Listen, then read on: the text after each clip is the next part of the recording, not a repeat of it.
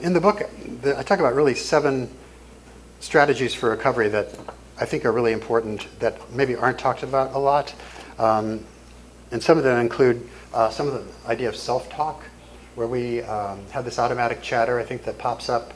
You can't do that. Who are you to think that? What's wrong with you? What an idiot. All that stuff that kind of pops up, it bubbles up out of our subconscious that we have to really consciously rework. We have to rewire that in a very conscious way.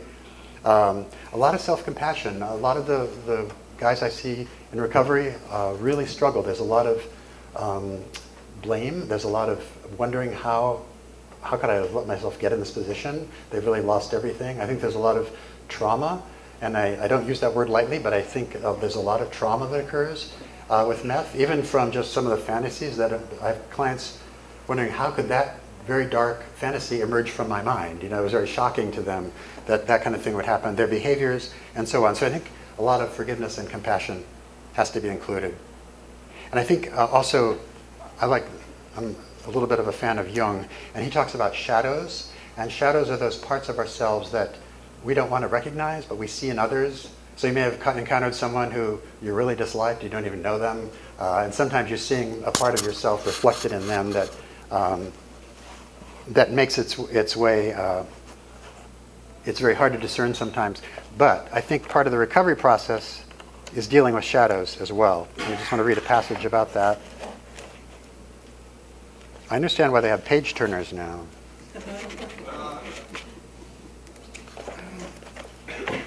Okay. So, shadows fuel addictions for several reasons.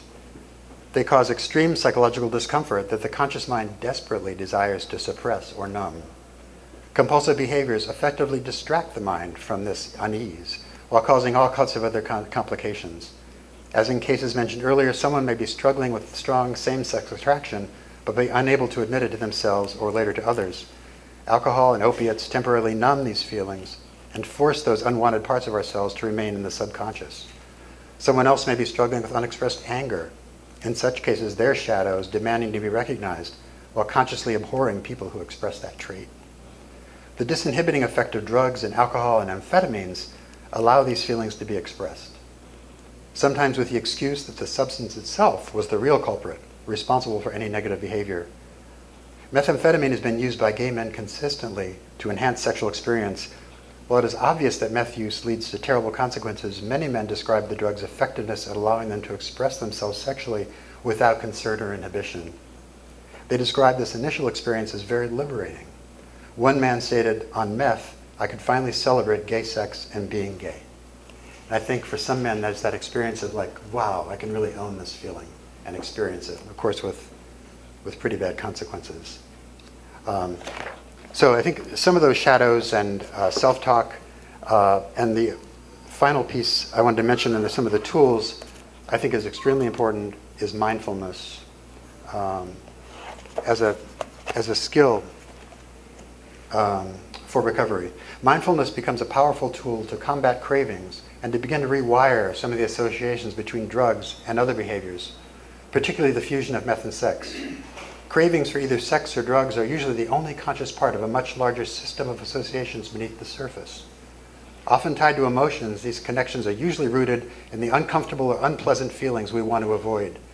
We've learned that drugs help us control these feelings through avoidance, numbing, or in some cases even escalation, such as thrill-seeking or danger. I think we see a lot of thrill-seeking with meth as well.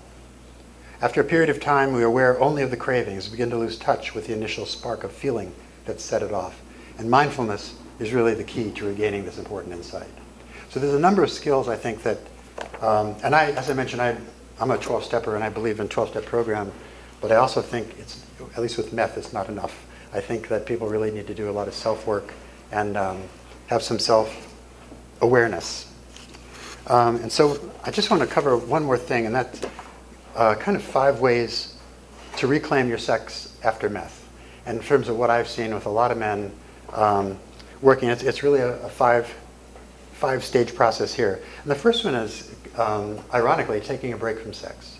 I think when people first get clean, the triggers are so strong, they're so overwhelming, it's really important for them to be able to just kind of put it on the shelf.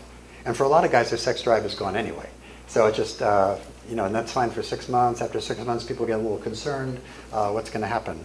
And so I think the focus on getting abstinent from drugs without that complication of sex is a great thing. And I think one of the reasons also that it's important to talk about this book is that recovery, the possibility of recovery, and to really, in those moments, in those first early months, trust that it will get better, that the sex drive will come back.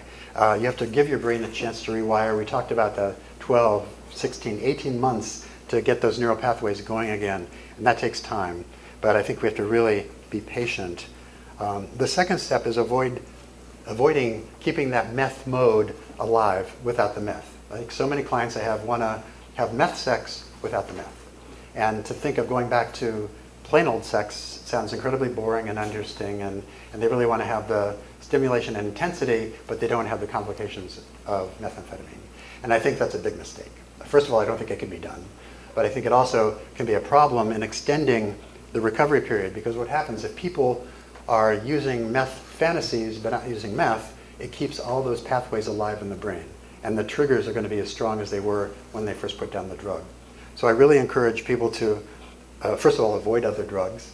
And I should say something about that, because a lot of my clients say, well, I'm a meth addict, I'm not an alcoholic, why can't I go to the bar and have a couple beers? And my experience with that has been people go to the bar and have a couple beers and their inhibitions go way down and suddenly they're using meth. So that their ability to control themselves diminishes. So I highly recommend avoiding alcohol as well. I recommend getting rid of all the sex apps, Grindr, Scruff, Growler, all of them have to go because those are constant triggers as well. I recommend people change their phone numbers, change their usernames, really disconnect. And I had a client, you guys are probably all familiar with BVRT. It's a bareback site. Do you know they pursue people? I had a client who was getting clean, and at 60 days, he received an email from BBRT saying, "We miss you. Come back." So it's really important to be diligent about those apps and those things. And I also recommend not having hookups, to really try going on a real date, kind of real time. That really helps people kind of change the rhythm. The third step is to really grieve the meth and let it go. And to avoid the types of porn, as I mentioned, that are associated with it.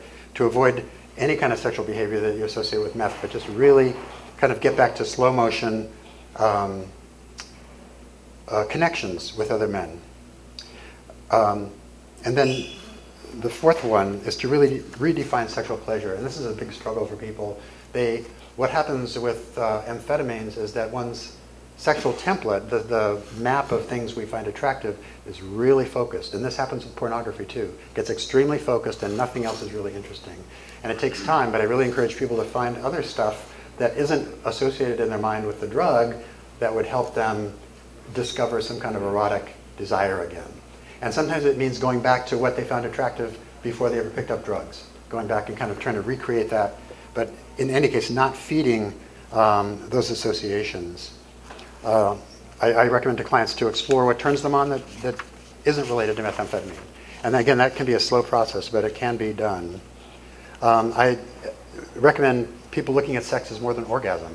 And by the way, the irony, God's little joke about methamphetamine is that it impairs people's ability to get an erection anyway. There's overdrive in terms of sexual function and the so-called crystal dick, the inability to have an erection, which is a big problem for people. But to my point, I think sex is more than just that orgasm. Sex is about a bond with another man. I tell them to think about sex without meth as kind of unplugged or acoustic sex. It's just kind of a quieter, a little more scary situation. And most of my clients, by the way, have never had sex without some kind of substance on board. So the idea of having sex without the barrier of alcohol or drugs or whatever can be really intimidating for people. And I think to really work through those feelings are important as well. And then finally, the fifth step is really increasing one's capacity for intimacy. And by that I mean exploring sex and emotions with one person over time, to really develop those healing connections to stay consciously present. I mentioned mindfulness before, but to really, what happens with meth, I think, is people get so much in their head. It's all a head trip. It's a fantasy trip, and they kind of lose touch with the person in front of them, sometimes in a deeper way. So I recommend people staying consciously present, focusing on physical sensations, and try to really avoid getting up in your head, but really focus on what's going on. And there's a great exercise that Masters and Johnson created called Sensate Focus. Anybody ever heard of that? It's a really marvelous sexual communication exercise that's not, the goal is not to have an orgasm, not to even go near the genital area, but to really explore. And you have a giver and a receiver, and you take turns, but for 15 minutes, the giver tickles or kisses or rubs or whatever, and the person who's receiving it has to give the feedback. I like that, I don't like that, that's too hard, that's no good, and then you switch. And just that experience is not only very bonding, but it's very informative. I've had couples that have been together 20 years who did that, who discovered things they didn't know. So it's a really useful exercise. So that exploring of giving and receiving. And finally, as I've mentioned a couple of times, learning how to manage the feelings that come up, especially during sex. You know, there's somebody who's never had sex before without alcohol or drugs. There's a lot of anxiety, there's a lot of concern. And so I guess my takeaway message is that with patience and some work and some self-awareness, recovery is absolutely possible. You know, 10 years ago when I started seeing meth in my office, Crystal Meth Anonymous was brand new in South Florida. There was a couple meetings a week, and nobody could point to somebody and said, wow, he did it. There was really not very much visible recovery, and that's not the case today. You know, I know it's the same here in this building. We have meetings. We have 3 or 4 meetings every day in South Florida, standing room only, by the way. But there are also people who have 8, 9, 10 years of recovery. And I think we really need to make sure we notice those people when we're struggling with that hopelessness. And the idea that everybody does meth, how can you function as a gay man without doing meth? Well, everybody's not using meth. You know, there's a lot of people out there living their life. So that is my message.